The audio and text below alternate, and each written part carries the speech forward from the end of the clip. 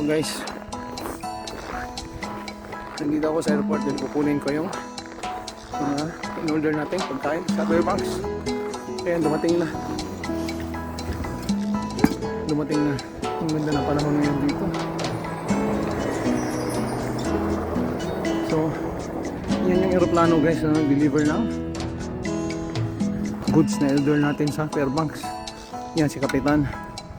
Yan yung in-order natin. Yan, kikakarga ko yan dyan. Malapit lang ang airport dito guys. It's only 600 to 500 meters.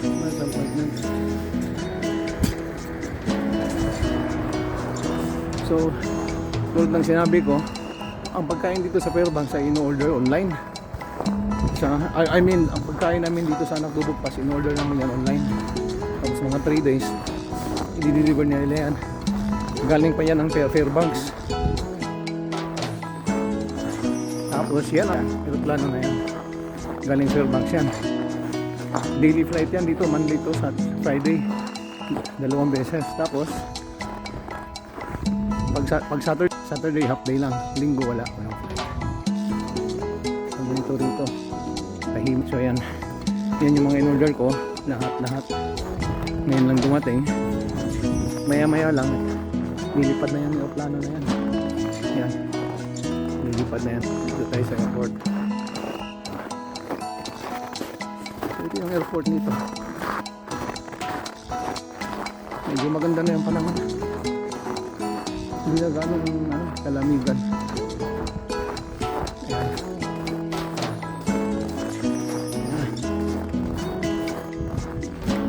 Ito yung runway natin. So ayan siya. Mamaya alis na yan. Papunta na, babalik ulit ng Fairbanks yan. Boss, mamayang hapon meron na naman ibang flight. Papunta dito sa Nagdubugpas. So ganun guys, meron ditong store. Dito may kamahalan ng presyo. Pag may mga kulang, doon kami bumibili. So usually in-order yan online sa Fairbanks, sa isang company sa Fairbanks. Tapos i-deliver dito ng chartered plane yan. Yan din ang sinasakyan naming plane na yan.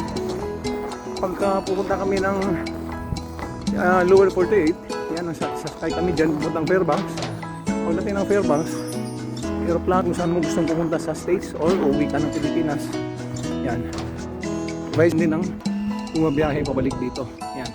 Mga ganyan kaliliit, 9-seater.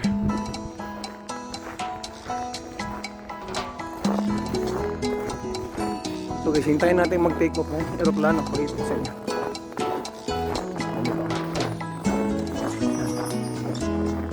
Lawak dito ng ano.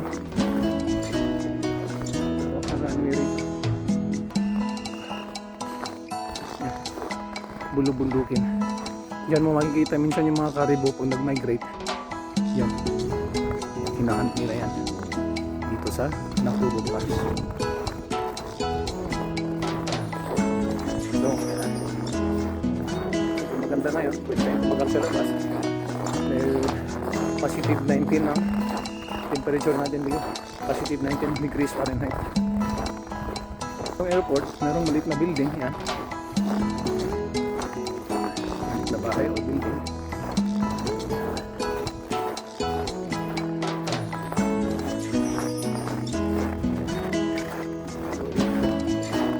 Yan ang ginagamit ko guys. Kinarga ko yan mga supply natin. Ikakarga dyan. Tapos pauwi ng bahay. Malapit lang distance ng bahay mula rito. Wala tayong malalaman tayo sasakyan dito dahil lahat dito ay walking distance. Ayan, naalis na yung aeroplano.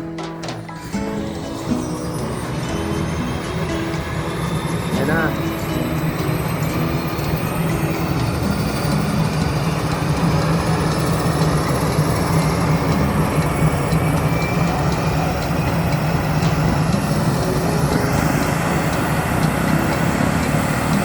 Ang galing ng piloto niyan guys. Ang galing ng piloto niyan guys.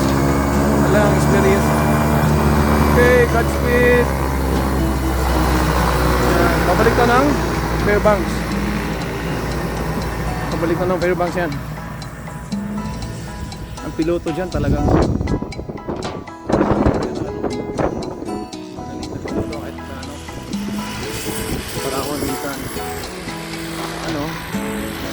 ang panahon minsan. Pero nahanapan niya ng paraan. Pag nakita siya ng kaunting lusot, ang lulusot niya. No? Ayan na. Ayan na siya. Ayan na, panis na.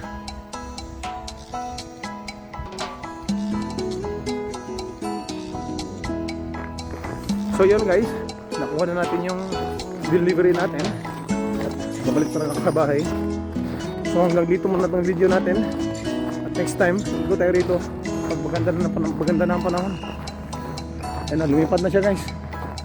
So please don't forget to subscribe sa YouTube channel ko, Joel Duterte 3 Music and Travel.